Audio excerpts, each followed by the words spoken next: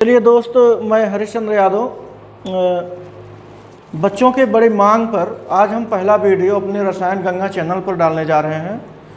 इसके पहले हम ऑफलाइन पढ़ाते थे और पढ़ा भी रहे हैं। बच्चों की लगातार मांग रही सर आप यूट्यूब चैनल पर आइए। बहुत सारे टीचर पढ़ाते हैं यूट्यूब चैनल पर, आप नहीं पढ़ाते हैं। तो बच्चों की मांग को देखते हुए आज हम पहला वीडियो डालने जा रहे हैं इस चैनल में, और इस चैनल का नाम है रसायन गंगा। तो चलिए देखते हैं, आज की पहली टॉपिक हम लेते हैं द्रव्य। वैसे हमारा पढ़ाने का जो मूल है वो कक्षा 11-12 के लिए है, जिसमें ठोस अवस्था पढ़ाना है।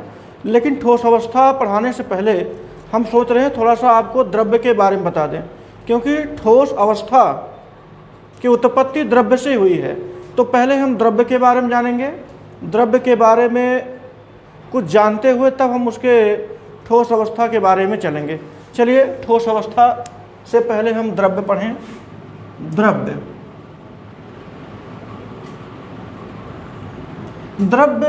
का मतलब ये होता है, इसे हम किसी वस्तु से कह सकते हैं। द्रव्य का मतलब किसी वस्तु से है। और वस्तु की परिभाषा या द्रव्य की परिभाषा बताएं, दोनों एक ही जैसा है।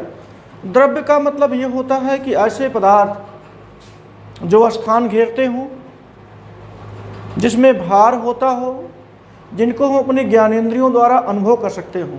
जैसे हम बात करें, वायु की बात करें, यह भी एक द्रव्य है, भले ही हम इसको छू ना सकें।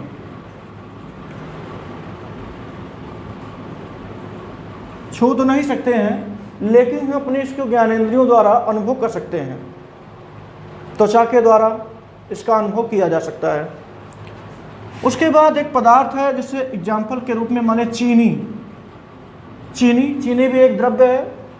अब चीनी एक द्रव्य है, इसको हम छू भी सकते हैं, देख भी सकते हैं, इसको तौल भी सकते हैं, यानी इसका वजन भी निकाल सकते हैं, और यह स्थान भी घेरता है। देखिए, इसमें सारे गुण आ गए।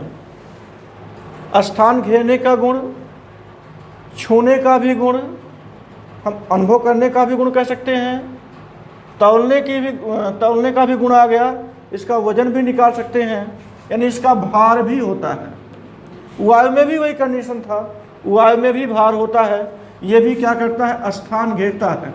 एग्जाम्पल के रूप में जैसे गुब्बारे में हम वायु को भरेंगे तो गुब्बारा फूल जाएगा, और जब फूल जाएगा तो फिक्स हो गया कि वह गुब्बारा, यानी जो भरा गया वायु है, वायु स्थान घेर रहा। अगर स्थान ना घेरता तो गुब्बारे में भरने के बाद उसमें कोई परिवर्तन ना आता।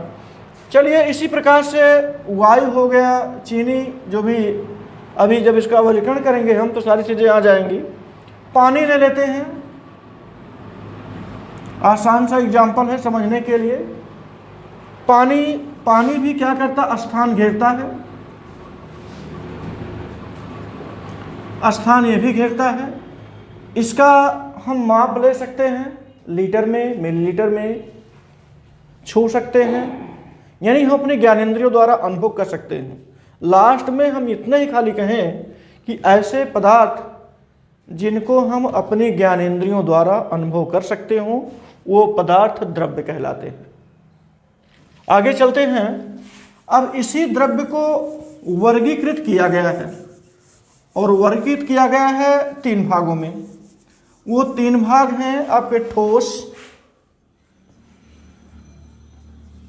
सॉलिड, द्रव, लिक्विड, और तीसरा है गैस। सॉलिड, लिक्विड और गैस। अब एक चीज और, द्रव्य का कोई भी पार्ट हो, कोई भी क्लास हो, चाहे ठोस हो, चाहे द्रव हो, चाहे गैस हो, हम आपको वहाँ लेकर के चलते हैं जो एक ही कह सकते हैं कि छोटे से परिभाषा में तीनों को क्लियर कर देगा। क्लियर करने का मतलब ये रहा कि ठोस, द्रव और गैस तीनों पदार्थ किन्हीं न किन्हीं छोटे छोटे कणों से मिलकर के बने होते हैं। सीधा सामने चलते हैं। ठोस हो, द्रव हो, चाहे गैस हो, वो प्रायः छोटे छोटे कणों से मिलकर के बना होता है, जिसको हम उसके मौलिक कण कहते हैं, मूलभूत कण कहते हैं। अब वो मौलिक कण या मूलभूत कण या उसके अवयवी कण के बीच में कुछ दूरी पाई जाती होगी, वह दूरी अंतरा आणविक दूरी कहलाती है। यानी कि अगर हम एक अपने परिभाषा में अंतरा आणविक दूरी शामिल कर लें तो तीनों की परिभाषाएं स्पष्ट हो जाएंगी, हमको बहुत दूर जाने की जरूरत नहीं है, बस केवल अंतरा आणविक दूरी। और वो है क्या अंतरा आणविक दूरी, कैसे हम इसे ले करके तीनों को एक साथ परिभाषित करेंगे। हम बना देते हैं ठोस का कॉलम, द्रव का कॉलम और गैस का कॉलम। कॉलम कहें तो ऐसे,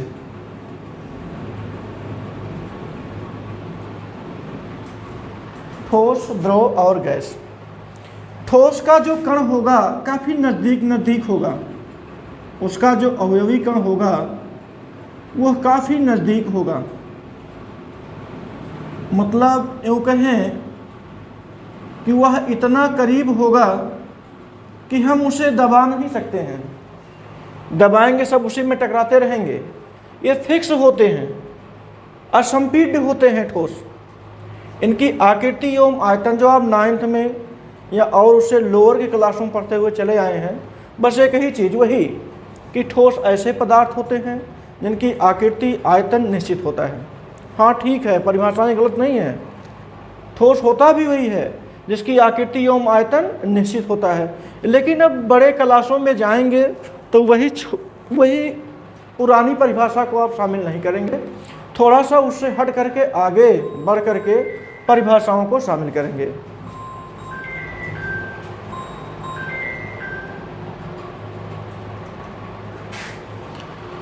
तो फिर चलते हैं द्रव में। द्रव में जो परिभाषा दी गई थी पहले, इंटर से पहले वाली परिभाषा, ऐसे पदार्थ जिनका आयतन तो निश्चित होता है लेकिन आकार अनिश्चित होता है, चलिए मान लिए। गैस में चले गए जिनकी आकृति एवं आयतन दोनों अनिश्चित हो, ये भी मान लिए। और है भी, गैस का कोई आकृति एवं आयतन नहीं होता है। लेकिन हमने कहा हम ले चलेंगे आपको केवल एक बिंदु से, जिसका नाम हमने दिया था अंतरा आणविक दूरी। अंतरा आणविक दूरी से पढ़ाएंगे आपको। ठोसों में देखिए ये दूरियां बहुत कम हैं, द्रव में जाएंगे यही दूरियां, अणुओं के बीच की दूरियां थोड़ी सी बढ़ जाएंगी। देखिए अणुओं के बीच की दूरी जो है यहाँ पर वो कुछ ज़्यादा है। अच्छा गैस की बात करें, यही गैस के जो पार्टिकल्स होंगे वो बहुत दूर दूर होंगे। यानी कह सकते हैं कि अंतरा आणविक दूरी जो होता है काफ़ी अधिक होता है, ये एक दूसरे के पकड़ में नहीं रहते हैं। तो जब अंतरा आणविक मतलब ज़्यादा होगा तो वो परावस्था, द्रव्य की वह परावस्था गैस कहलाएगी। और यदि थोड़ी सी अंतराणविक दूरी कम हो गई तो वो द्रव कहलाएंगे। और एकदम कम हो गई, नगण्य हो गई, यानी इतना कम हो गया कि हम उन अंतराणविक दूरियों जिसका कम हुआ, जिसे हम ठोस कहते हैं, दबा ही न सके, यानी उसमें असंपीड्य होने का गुण पाया जाए तो वह पदार्थ ठोस कहलाएगा। बस यही आप एक ही पॉइंट जिसको हम नोट कर सकते हैं, अंतरा आणविक दूरी। बस केवल एक ही शब्द से आप तीनों की परिभाषा क्लियर कर दीजिए, अंतरा आणविक दूरी। यानी कि तुर्क का इक्का यही है, आप इसी को पकड़ रखिए, तीनों की परिभाषाएं क्लियर। एक बार फिर से, ऐसे पदार्थ या द्रव्य जिनके अवयवी कणों के बीच की दूरी, जिसके हम क्या नाम दिए हैं, अंतरा आणविक दूरी, बहुत कम हो यानी नगण्य हो, वो ठोस कहलाएगा। और जिनके अंतरा आणविक दूरी ठोसों की अपेक्षा थोड़ा अधिक हो, वो द्रव कहलाएंगे। और जिसमें अंतरा आणविक दूरी बहुत ज़्यादा पाई जाती हो, ऐसे पदार्थों को हम क्या कहेंगे, गैस। ठोस के लिए अगर एग्जाम्पल दें, जैसे ईंट, द्रव के लिए एग्जाम्पल दें पानी, गैस के लिए एग्जाम्पल दें वायु। ये बहुत आसान से एग्जाम्पल है, लेकिन आप केमिस्ट्री में हैं इसलिए केमिस्ट्री का तो हमें लगता है एक ही हमने यौगिक बताया वायु, ना तो ईंट का सूत्र है ना तो वायु का सूत्र है, पानी का सूत्र केवल होगा H2O।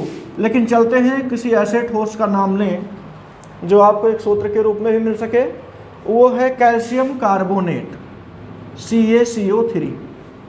कैल्शियम कार्बोनेट पानी का तो हो ही गया, आप कर सकते हैं क्या H2O, आप कर सकते हैं C2H5OH एथिल अल्कोहल।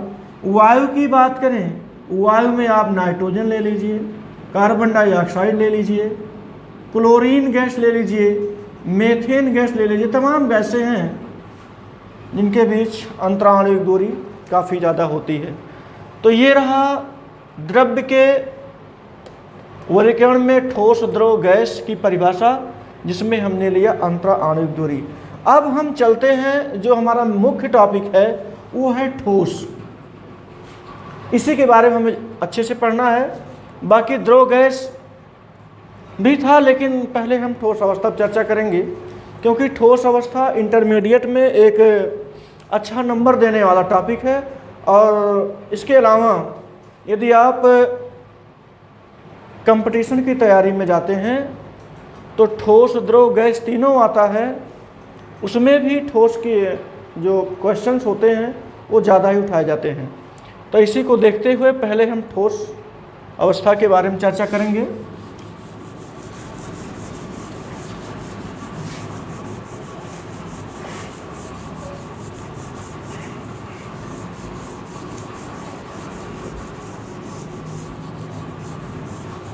चलिए देखिए, ठोस अवस्था जिसको हम बोलेंगे सॉलिड स्टेट।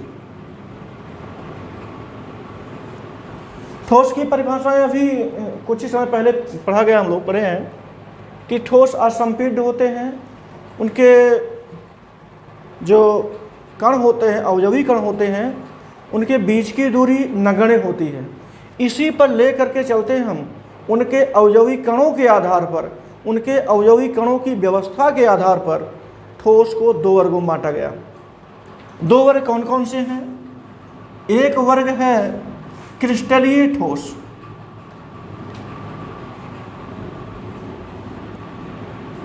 एक वर्ग रहा क्रिस्टलीय ठोस, एक वर्ग रहा अक्रिस्टलीय ठोस।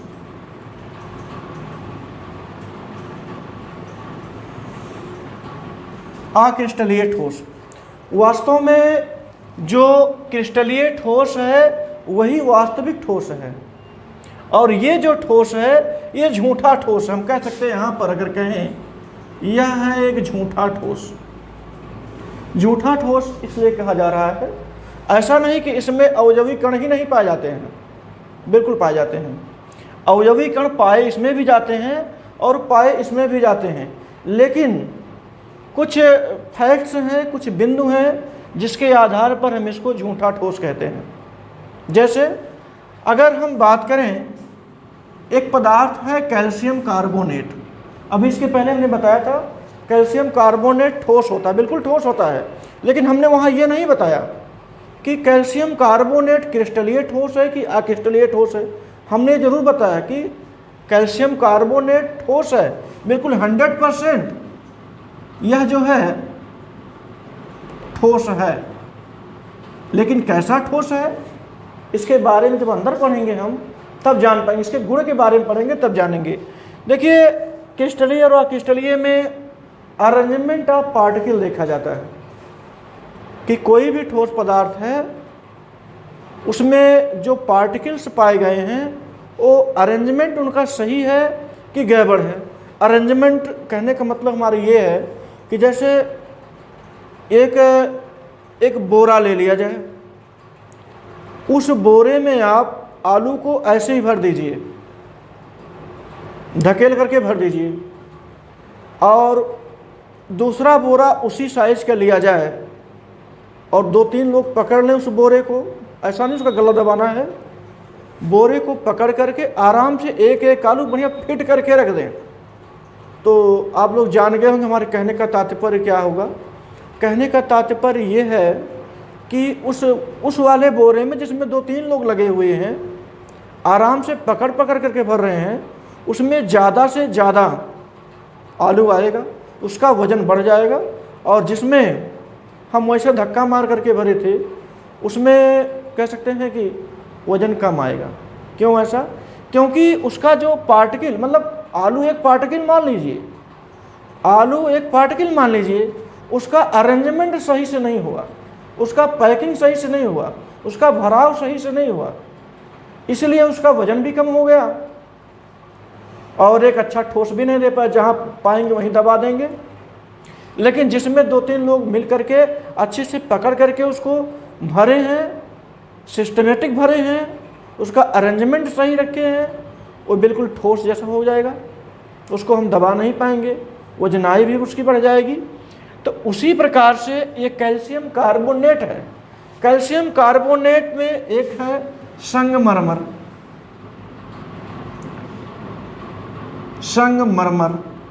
संगमरमर पत्थर, और एक कैल्शियम कार्बोनेट वो भी है जिसको हम चाक कहते हैं। देखिए दोनों का फार्मूला एक ही है। अब ये संगमरमर इतना शार्प होता है, इतना चिकना होता है, ताजमहल बना दिया गया है। और एक चाक है जिसको हम ले करके लिखते हैं, जहाँ चाहते वहाँ तोड़ लेते हैं, दबा देते हैं, फूट जाता है, पाउडर के रूप में उड़ जाता है। तो कहीं न कहीं यह कैल्शियम कार्बोनेट क्रिस्टलीय ठोस की भांति व्यवहार करेगा, लेकिन जब वो संगमरमर के फॉर्म में होगा। और दूसरा वो चाक के फॉर्म में है तो अक्रिस्टलीय ठोस की भांति व्यवहार करेगा, जो कि झूठा ठोस होगा। अब जैसे हम अरेंजमेंट की बात किए हैं तो चलिए अरेंजमेंट दिखा ही देते हैं।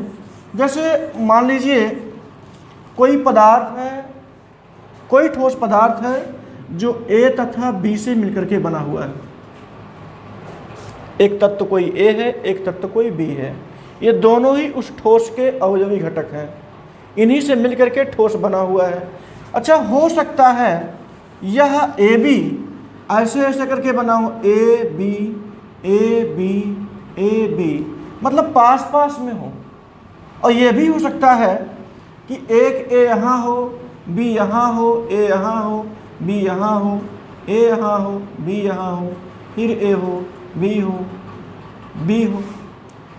यहाँ देखिए यह एक कला में है, एक सिस्टम में है, और इसका कोई कला ही नहीं है, इसका कोई अरेंजमेंट ही नहीं है।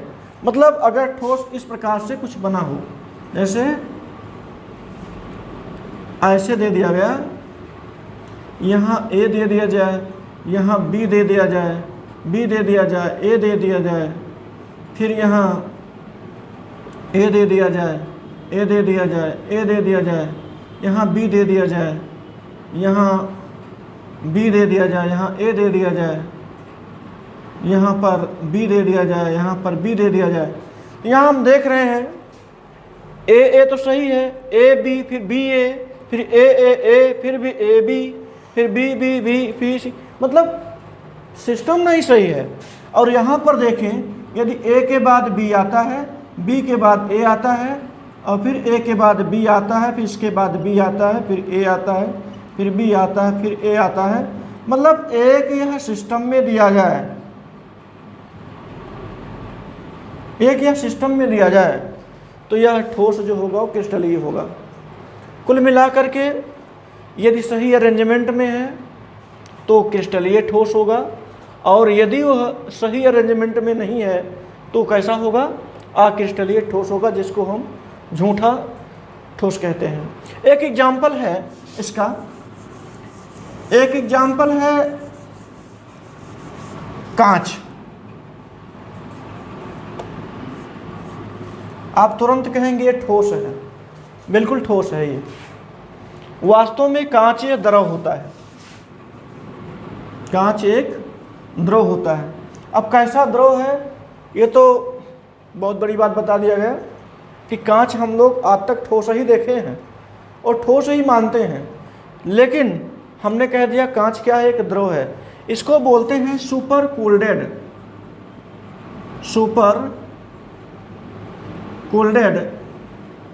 लिक्विड। क्यों? सुपर कूल्डेड लिक्विड का मतलब होता है हिंदी में अतिशीतित द्रव।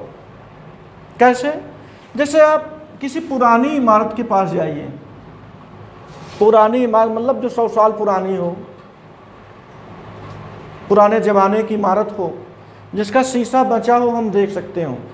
खिड़की के पास जाएंगे तो एक चीज़ पाएंगे वहाँ पर कि ये पहले जब कांच लगा होगा, कल्पना करिए ऐसा कोई कांच तो नहीं लगवाया होगा, ऊपर पतला हो नीचे मोटा हो, कांच लगा होगा तो बराबर ही लगा होगा।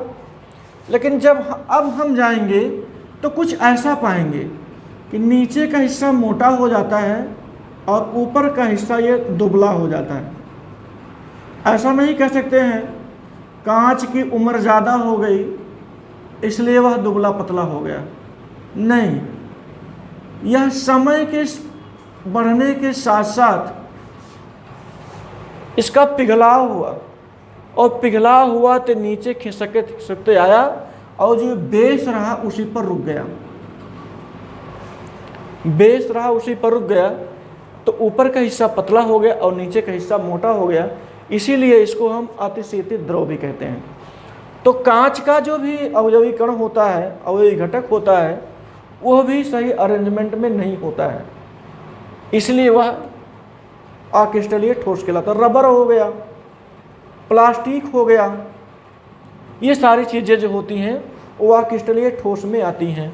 देखिए इसमें क्रिस्टलीय ठोसों में एक और गुण देखा जाता है जिसे हम कहते हैं विषमदैशिकता, एनाइसोट्रॉपिक,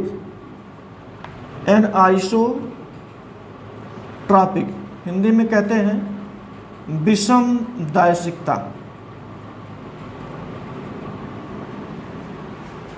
ये आपके लिए बहुत ही इम्पॉर्टेंट है विषमदैशिकता जानना।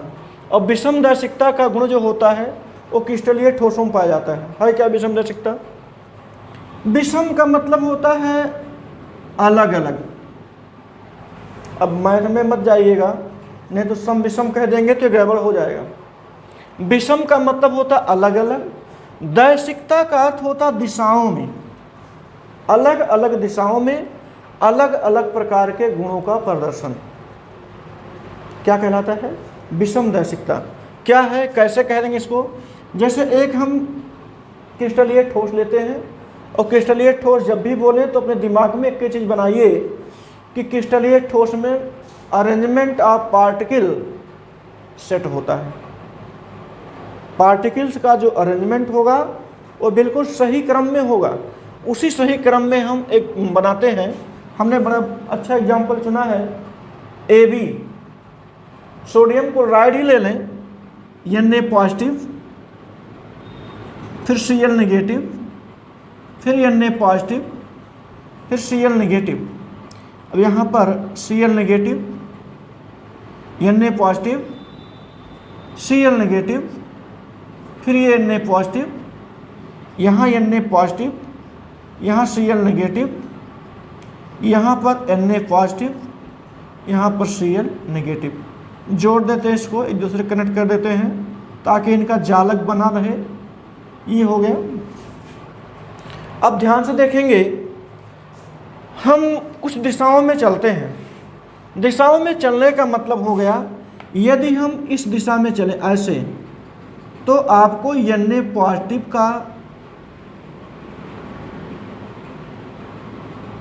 डायरेक्शन मिलेगा। हमको आगे चलने पर सब जगह पर Na पॉजिटिव भी मिलता चला जाएगा। अच्छा, यदि हम इधर चलें इस दिशा में तो हमें Cl नेगेटिव से Cl नेगेटिव का डायरेक्शन मिल रहा है। अच्छा, यदि हम ऐसे चलें इस प्रकार से तो हमें Na पॉजिटिव से Cl नेगेटिव का डायरेक्शन मिल रहा है। मतलब हम 3 दिशाओं में चले हैं और तीनों दिशाओं में हमें अलग अलग मिल रहा है।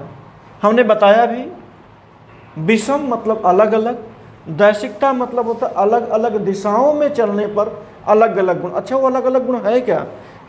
जैसे एक बात, अपवर्तनांक की कर लें, आसान सा है।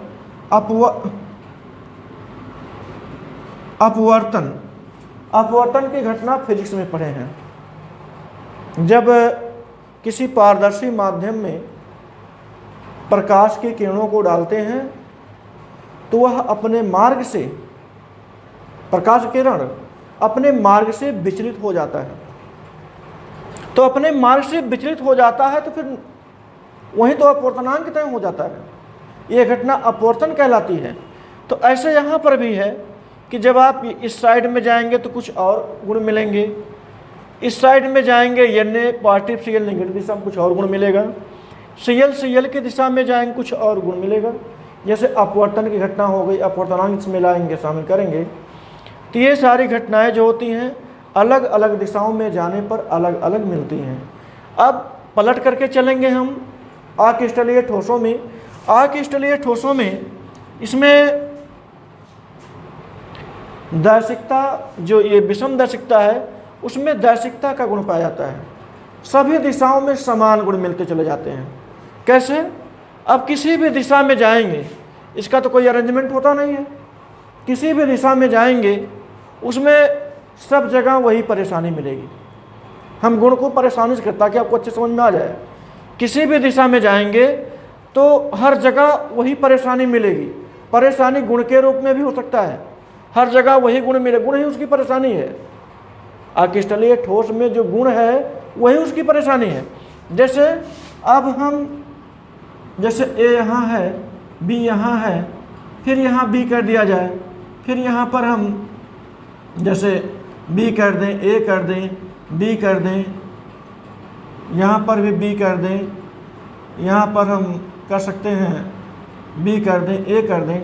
अब देखिए, जब आप अलग अलग दिशाओं में जाएंगे तो परेशानी उन किससे में मिलेगी। जैसे आप इस दिशा में गए, आपको ए बी बी मिल गया, इस दिशा में गए तो बी ए बी मिल गया, इस दिशा में गए तो ए बी मिल गया। यानी आप किसी दिशा में जा रहे हैं तो समस्याएं जो हैं उसको सेम मिलती हुई चली जा रही हैं। फिर इसी प्रकार से क्रिस्टलीय ठोस और अक्रिस्टलीय ठोस में एक गुण और रहा, उसको हम मिटा करके फिर आगे चलते हैं।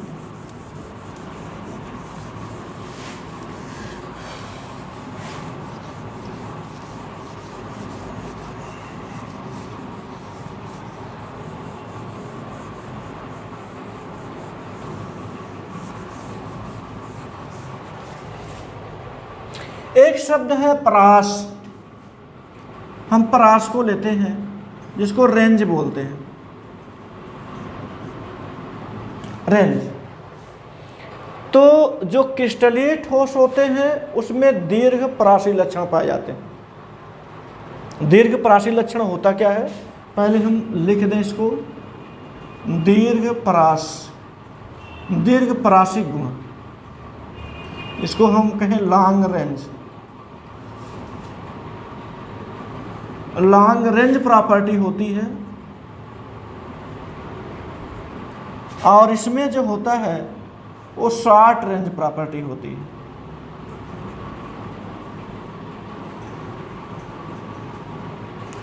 प्रॉपर्टीज क्या होता है? लॉन्ग रेंज प्रॉपर्टीज और क्या होता है short range properties. Long range properties का मतलब होता है कि आप कितनी भी दूरी तय कर लो क्रिस्टलीय ठोस में, उनका अरेंजमेंट कभी गड़बड़ नहीं मिलेगा आपको। कितनी भी दूरी, यानी कि बहुत दूरी तक आप जाएंगे, यदि वो क्रिस्टलीय ठोस है तो उसका जो क्रम होगा वो टूटेगा नहीं। जैसे अगर ए से बना है तो ए आपको लगातार मिलेगा। ऐसा नहीं उसमें कूद करके बी आ जाएगा। बी को आना होगा तो हो सकता कुछ ऐसे आ जाए, ए बी, ऐसा हो सकता है। हो सकता है ए करके बी आए, ए करके बी आए। अगर ये क्रम आता है तो ये भी लॉन्ग यानी कि दूरी तक आएगा ये। ये क्रम जल्दी टूटता नहीं है। लेकिन इसमें क्या होता है, ये शॉर्ट रेंज की प्रॉपर्टी रखते हैं। शॉर्ट रेंज की प्रॉपर्टी का मतलब जैसे कुछ दूर तक ए चलेंगे, फिर वहीं बीच में बी आ जाएगा, फिर ए बी बी ए, मतलब कुछ ही दूरी पर चलने पर इनका अरेंजमेंट बिगड़ जाता है, बिगड़ा हुआ ही मिलता है।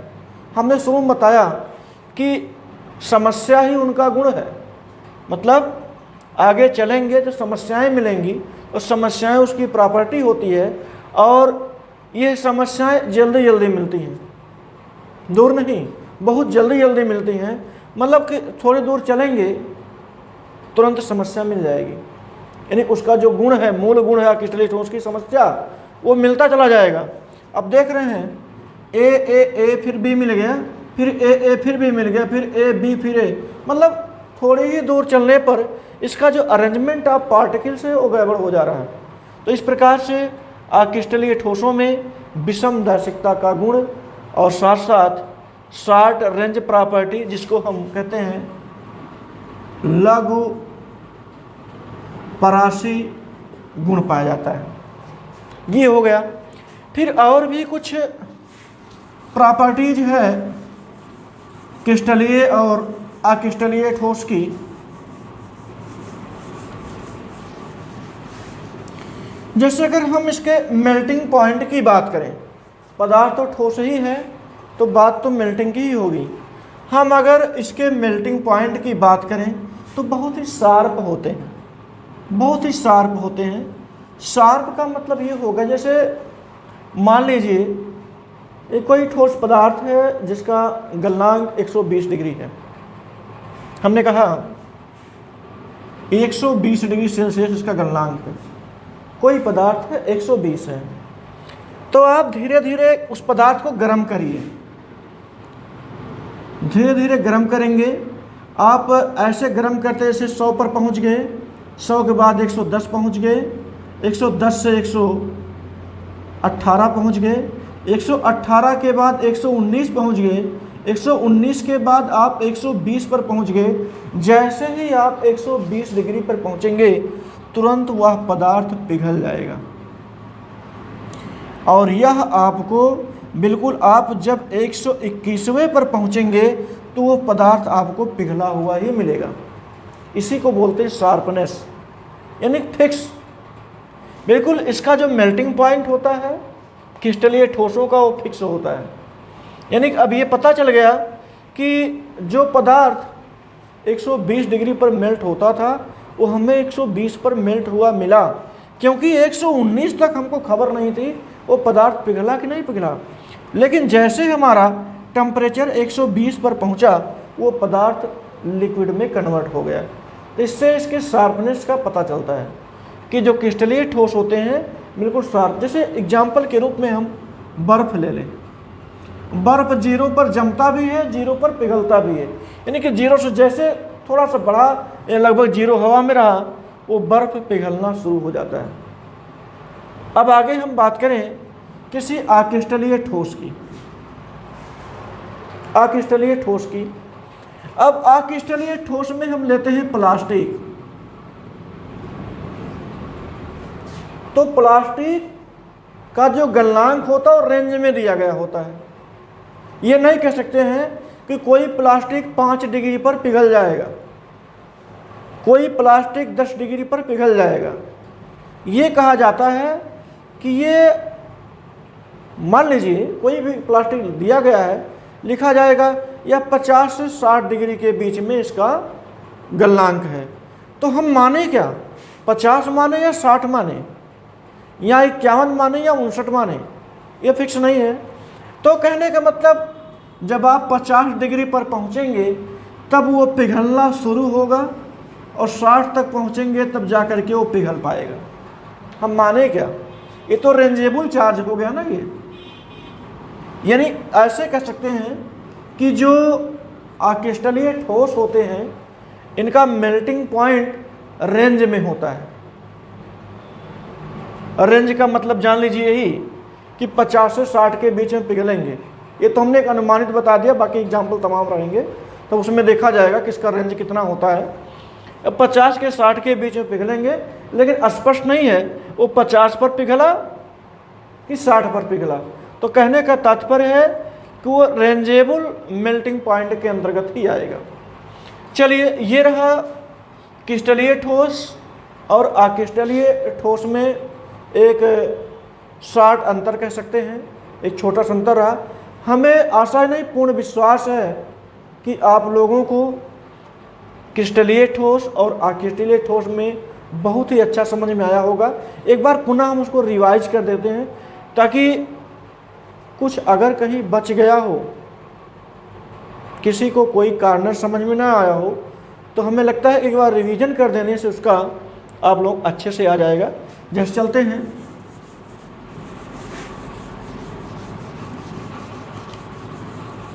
क्रिस्टलीय ठोस ऐसे ठोस होते हैं जिनके अवयवी कणों की जो व्यवस्था होती है, यानी अरेंजमेंट ऑफ पार्टिकल, वो सही ढंग से होते हैं, यानी कि सही अरेंज में होते हैं, सही व्यवस्था में होते हैं, और इनकी व्यवस्थाएं सही नहीं होती हैं। इनके अवयवी कणों की व्यवस्थाएं सही नहीं होती हैं। इसमें दूसरा पॉइंट, इसमें पाया जाता है विषम दैशिकता का गुण। विषम दैशिकता का गुण पाया जाता है, और इसमें पाया जाता है समदैशिकता का गुण। हमने बताया विषम दैशिकता का मतलब अलग अलग दिशाओं में जाने पर इनके गुणों में परिवर्तन, और समदैशिकता का मतलब किसी भी दिशा में जाएंगे समस्या वही मिलेगी। समस्या ही हमने बताया कि उसका गुण होता है, किसी भी दिशा में जाएंगे समस्याएं वही मिलेंगी, यानी सभी दिशाओं में समस्याएं समान होती हैं। उसके बाद तीसरी जो हमने प्रॉपर्टी बताई वो ये रहा कि प्रास, ये होते हैं दीर्घप्रासी। दीर्घप्रासी लॉन्ग रेंज, बहुत दूरी तक अगर देखेंगे इनकी व्यवस्थाओं का, इनके अवयवी कणों की व्यवस्थाओं का, तो ये बिल्कुल आपको सही दिखाई देंगे। इनकी व्यवस्थाओं में कोई गड़बड़ी आती हुई नहीं दिखाई देगी।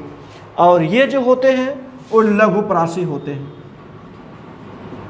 लघुप्रासी मतलब थोड़ी ही दूर जाने पर इनकी व्यवस्थाएं बदल जाती हैं। थोड़ी दूर जाएंगे ए बी वाला जो स्ट्रक्चर होगा वो बी ए बी हो जाएगा, मतलब गड़बड़ होना ही तय है। तो इसलिए हम कह सकते हैं कि लघुप्रासी होते हैं। अच्छा, अगला हमने बताया था मेल्टिंग पॉइंट का, यानी कि मेल्टिंग पॉइंट गलनांक, इनका गलनांक निश्चित होता है। हमने एग्जाम्पल लिया था कि किसी पदार्थ का यदि गलनांक 120 है तो 120 पर वो पिघल जाएगा, और इनका जो मेल्टिंग पॉइंट होता है वो परासी होता है। परासी का मतलब होता है रेंजेबल होता है, हम ऐसे कहते हैं रेंजेबल होता है, यानी कि परासी होता है, मतलब किन्हीं दो मेल्टिंग पॉइंट के बीच में पिघलेगा जिसको हम जान नहीं पाएंगे। तो ये क्रिस्टलीय और अक्रिस्टलीय ठोसों में अंतर रहा। अगर हम बात कर लें कुछ एग्जाम्पल्स की, जानना जरूरी है, लास्ट में उदाहरण होना भी जरूरी है, क्योंकि हमने शुरू में तो बता ही दिया है। यदि अंतर बता रहे हैं तो इसका एग्जाम्पल भी ले लेते हैं। अंतर में जैसे हम लोहा ले लें, लोहा लेना मुहावरा है, उस मुहावरे पर नहीं, लोहा का मतलब आयरन। कॉपर ले लें, एक ठोस पदार्थ ये भी है, इसमें NaCl भी ले लेते हैं, सोडियम क्लोराइड, चीनी भी ले लेते हैं, ये भी क्रिस्टलीय ठोस में ही आएगा।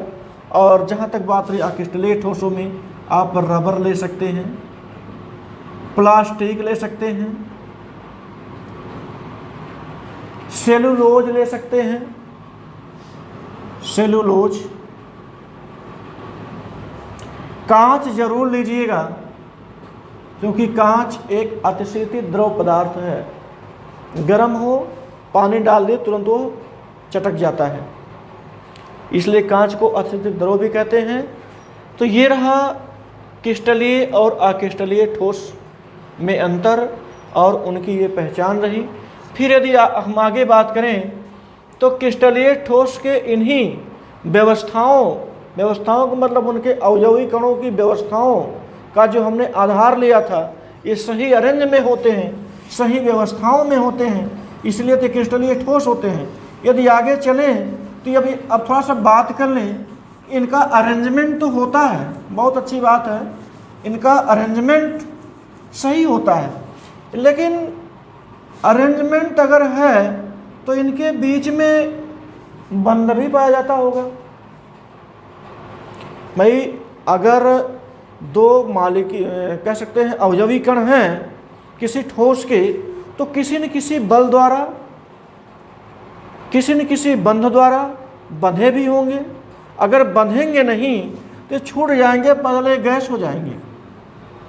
हमें इन्हें बांध करके रखना है और इन्हीं बंधन के आधार पर क्रिस्टलीय जो ठोस हैं उनका भी वर्गीकरण किया गया है। रहेंगे क्रिस्टलीय, लेकिन चूंकि बाइंडिंग का अगर बेसिस लिया जाए तो ये जैसे रहा एक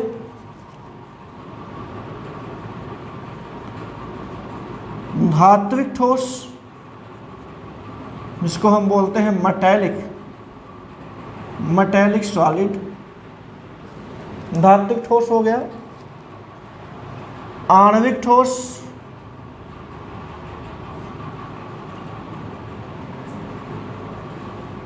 मॉलिक्यूलर सॉलिड। एक है सहसंयोजी,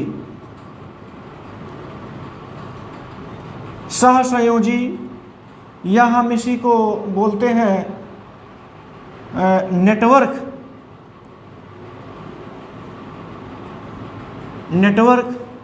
या हम इसे एक और बोलते हैं, इसका नाम है, यहाँ लगा दे बीच में, सहसंयोजी, नेटवर्क, और उसका नाम नहीं याद आ रहा है, चलिए अभी याद आ जाएगा तो यहाँ लिख देंगे। इसको हम लिखते हैं नेटवर्क और कोवैलेंस सॉलिड, सहसंयोजी ठोस। और एक और रहा जिसको हम आयनिक ठोस भी कहते हैं, आयनिक ठोस, आयनिक सॉलिड। तो धात्विक ठोस बिल्कुल धातुओं से स्पष्ट परिभाषा हम कह सकते हैं कि ऐसे ठोस जो धातुओं से मिलकर के बने हों, धातु से बना हो। और धातु कहते किसे हैं? धातु का मतलब ही होता है ऐसे पदार्थ जिनमें धनायन बनाने की प्रवृत्ति पाई जाती हो। वो कैसे पदार्थ होते हैं जो धनायन बनाने की प्रवृत्ति हैं? यानी ऐसे पदार्थ वो होते हैं जिनसे इलेक्ट्रॉन निकल सकता हो आसानी से। जैसे हम कहें आयरन, कॉपर, जिंक, सोडियम, इन सब से इलेक्ट्रॉन बहुत ही आसानी से रिलीज हो जाते हैं।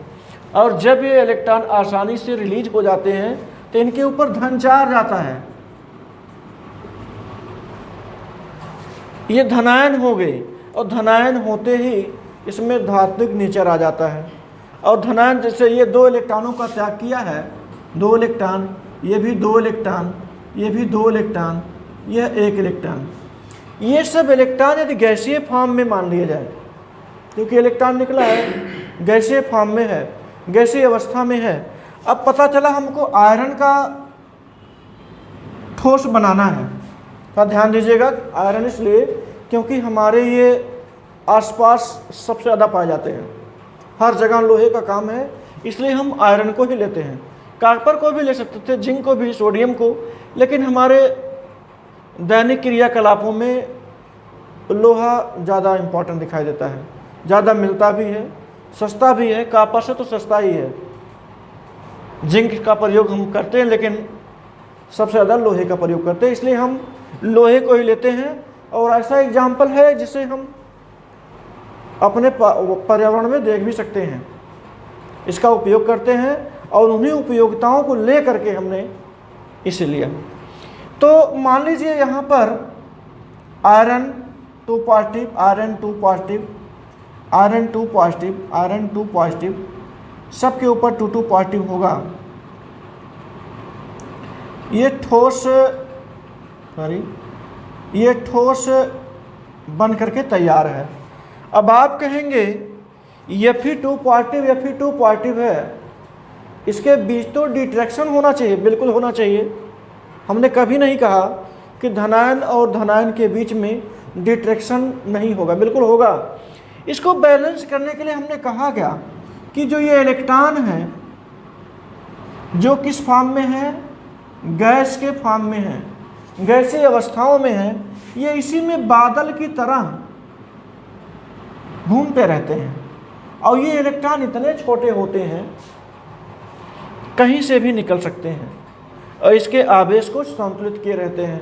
अच्छा, एक प्रश्न फिर बनाएंगे तो एक प्रश्न फिर बनेगा कि जब हमने कह ही दिया, इलेक्ट्रॉन निकाल भी दिया है, इलेक्ट्रॉन को फिर उसी में डाल रहे हैं, तो कहीं ऐसा ना हो जो इलेक्ट्रॉन निकला हुआ है Fe के साथ मिल करके फिर कंबाइंड हो जाए। नहीं, ऐसा नहीं हो सकता है।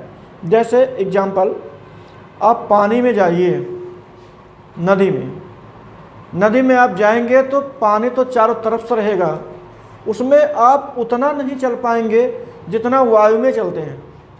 प्रयास तो करेंगे लेकिन अब इतना तेज नहीं चल पाएंगे कि इतना तेज आप वायु में चलते हैं।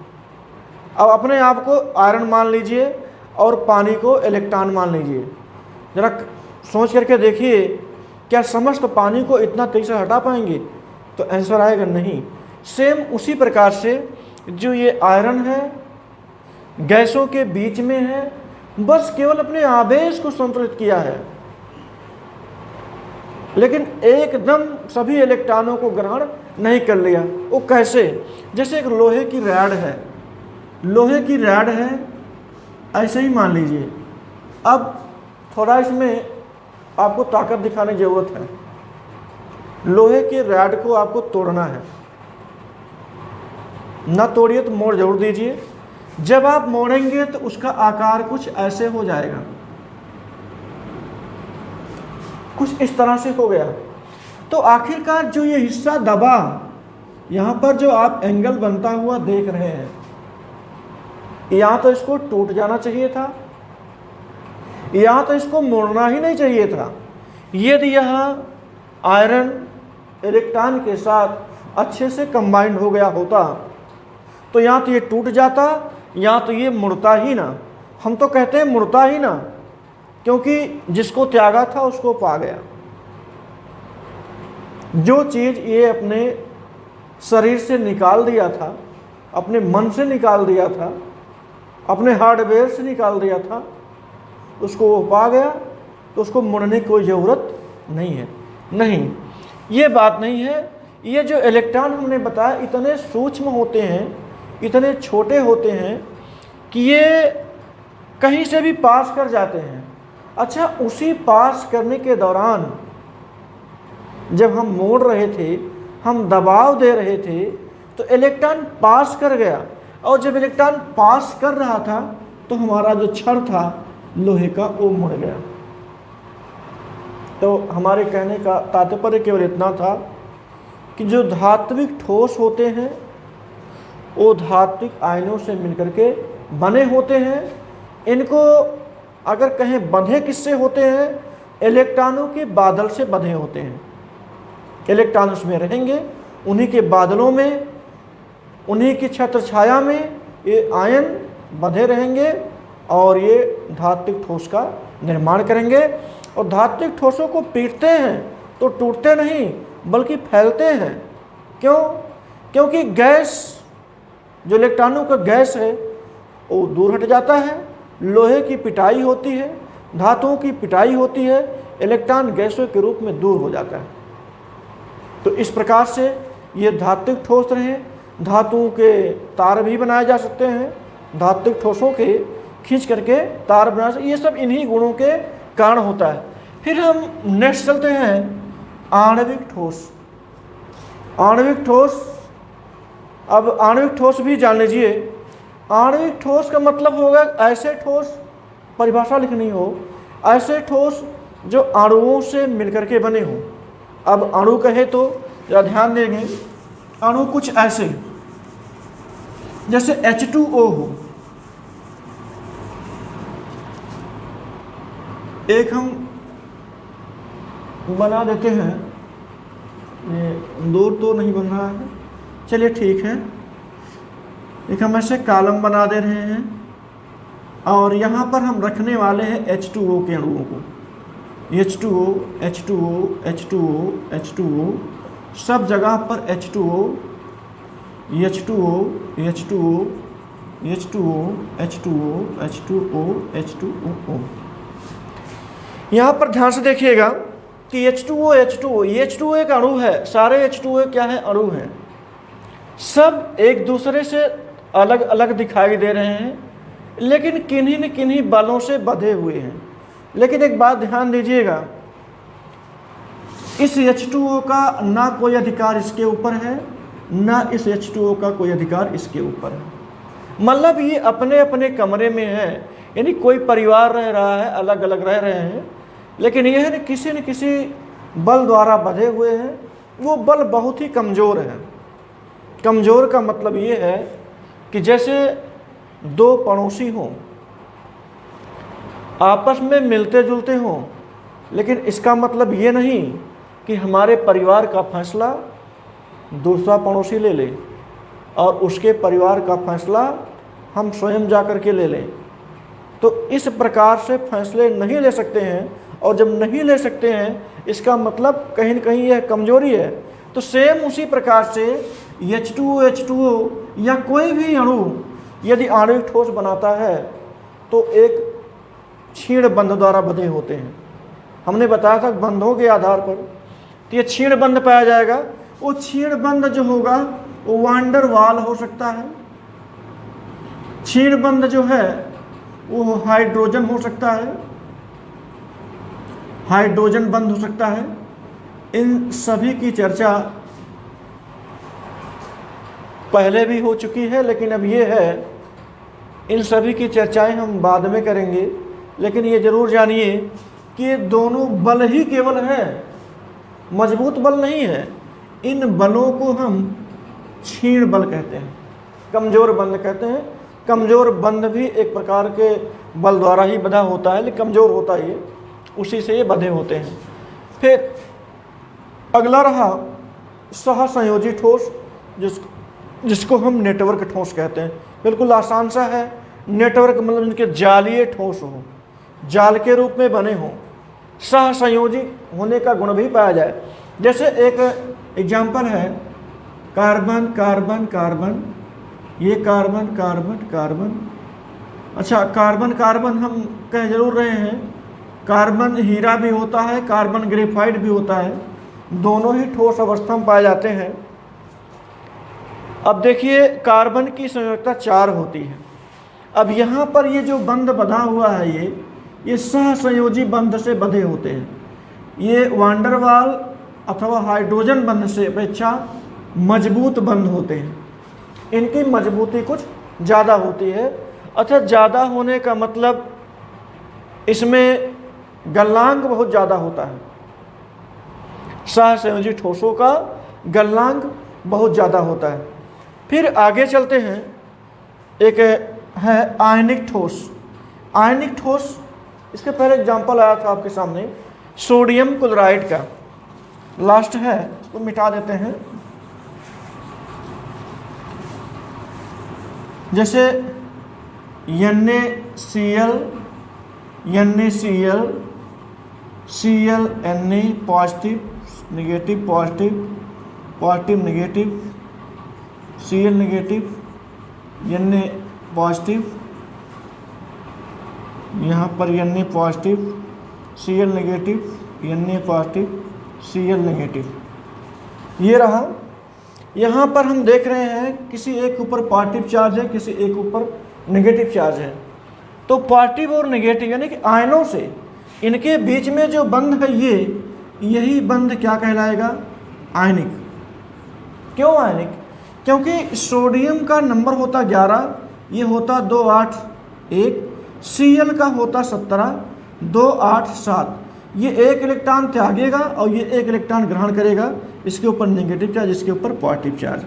तो ये जो बंध होता है ये एक आयनिक बंध कहलाता है, क्योंकि यहाँ परस्पर इलेक्ट्रॉनों के डोनेशन से एक ने इलेक्ट्रॉन त्याग किया है, एक ने उन्हीं इलेक्ट्रॉनों को ग्रहण किया है, और यहाँ पर त्याग करके और ग्रहण करके बंध बनता है। यह एक आयनिक बंध होता है, और ऐसे ठोस एक आयनिक ठोस कहलाते हैं। तो इस प्रकार से सॉलिड स्टेट में आपने देखा इनको 2 वर्गों में बांटा गया। पहला रहा क्रिस्टलीय यानी क्रिस्टलाइन सॉलिड, दूसरा रहा अक्रिस्टलीय जिसको एमार्फस सॉलिड कहते हैं, या इसको स्यूडो सॉलिड भी कहते हैं। इसके बारे में हम लोगों ने पढ़ा।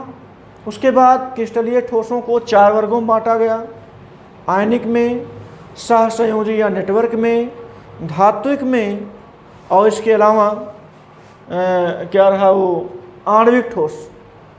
सारे कुल मिला करके चारों के बारे में हम लोगों ने देखा, और एक एग्जाम्पल के साथ हमने समझाने का प्रयास किया। हमें विश्वास है आप लोग समझ में आ गया होगा। नेक्स्ट टॉपिक हम लोग चलेंगे, किसी ठोस के बारे में पढ़ेंगे। ऐसे पढ़ेंगे कि जो उनके अवयवी कण होते हैं, जिनको हम घटकीय कण कहते हैं, उन घटकीय कणों के बारे में पढ़ेंगे। उनकी क्या स्थिति है किसी ठोस अवस्था में, इसके लिए हम लोग नेक्स्ट क्लास में पढ़ेंगे। तब तक के लिए आप लोग पढ़ते रहिए और हमारे इस चैनल को सब्सक्राइब भी करिए, और अगर अच्छा लगा हो तो इसको सब्सक्राइब करके बेल आइकन को दबाते हुए शेयर लाइक दोनों करिए। धन्यवाद। क्या करी?